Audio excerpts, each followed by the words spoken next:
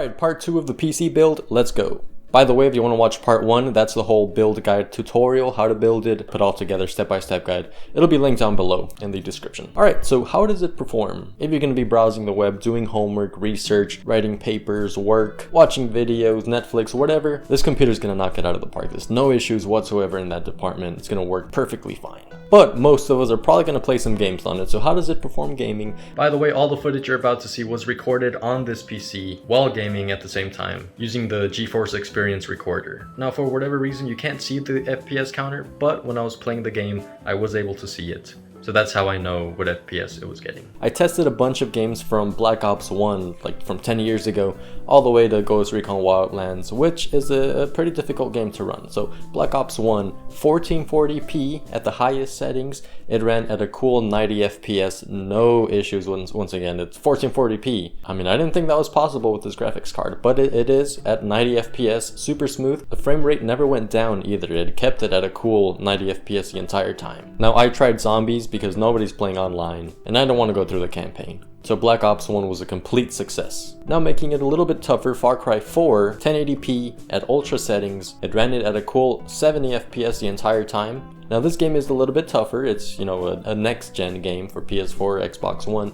came out like 2015, 2016, something like that. So it's not too old, but it's still a good benchmark, and once again, this computer ran it out of the park. 70 FPS at 1080p ultra settings, and of course you could lower down any setting you want to get even higher FPS. So that was Far Cry 4, move it up a notch, Far Cry 5, a much newer game, it's about 2 years old I think. Once again, 1080p ultra settings, it got around 70 FPS as well.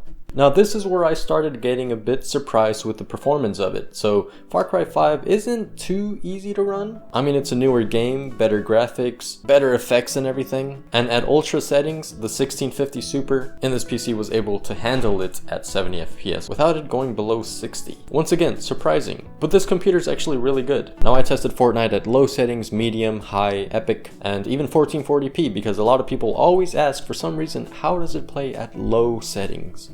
I thought everyone would be interested with like high or epic settings, but low settings seems to be more popular. So at low settings, 1080p, it ran it at 200, 250 FPS easily. 220 was about the average that I saw. But yeah, I mean, if you're going to be playing this game at low settings, you don't even need a computer like this. But if you plan on playing it in low settings, 220 FPS is what you should expect. Now if you bump it up to medium settings, once again 1080p, you'll be getting around 180 FPS. On average, I saw it go down to 150, but I also saw it go up to 220, so 180 should be around the average, and it held it really well. Moving up from medium, we're going now into epic settings. Once again, 1080p. You'll get 70 to 80 FPS. Now this is probably the best setting to play at. Depending on your display, it ran it at 70 to 80 FPS the entire time. It never went below 60. It's very smooth, very vibrant, looks great with no lag. Now I even tried it at 1440p at high settings. And once again, it was around 70 to 80 FPS constantly.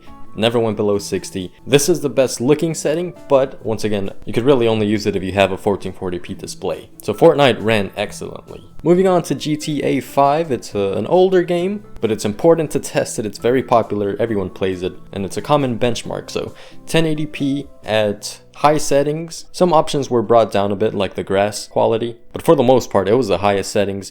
It ran it at 80 to 90 FPS. It looks great. Once again, it doesn't dip below 60, which is a very common trend with this computer that I'm starting to see. And grassy areas in this game seem to be what brings down the FPS, so that's why I lowered the grass quality. And even in the grass, the FPS did not drop below 60. So next up, Call of Duty Cold War, probably the newest game of the bunch. Now this one was probably the most surprising. I was expecting it to run at, maybe low to medium settings, but I tested it at 1080p, medium to high settings, mostly high settings, and it ran it at 90 FPS. Very smooth, it looks great. I was playing on Nuketown, a match against bots. I didn't play online. I wasn't sure how this game was going to perform with this PC, but I was surprised pleasantly. It's excellent, runs great, smooth, you're gonna love it. And then Call of Duty Warzone, probably, well, top 3 toughest games to run of my list that I have here. I tried it at 1080p medium to high settings. I was expecting it to be, 50 to 60, maybe glitch a little bit, but surprisingly it ran also at 90 FPS. And once again, you could bump up the settings if you want. to get better graphics and still get around 60 FPS. So you're gonna have a good time with this PC. And keep in mind that this game has a big world, a lot of people playing in it, a lot of things to process, graphics, reflections and all that stuff. So 90 FPS,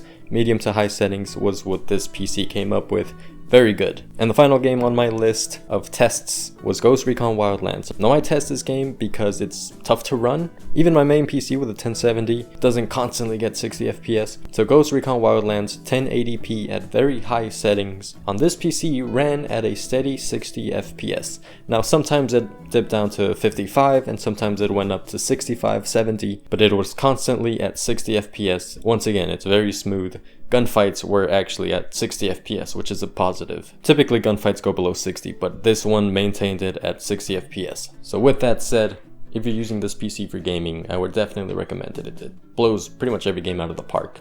Now temperatures on this PC, while browsing the web, watching YouTube videos, doing homework, doing, normal stuff, 30 to 35 was where it hung out. And then while gaming, doing more intense tasks, it barely and rarely went above 60 FPS. The temperature I saw the most was 55 degrees Celsius while gaming, and that seems to be, the peak. So it's a controlled temperature, and the Deepcool Gamax air cooler does a very good job of keeping the computer cool. So in terms of performance, it's awesome. You could do it all. You could do homework, browse the web, play some games. This computer will handle it perfectly. You could probably do all those things at once and it'll be perfectly fine. But definitely the thing that surprised me the most was the 1650 Super, the graphics card. It's tiny, but it's mighty. Now if you look at graphics card like the 1050 Ti, that one was decent for a very basic budget build. I was expecting the 1650 Super to be more of the same, but as we just saw, it surprised me.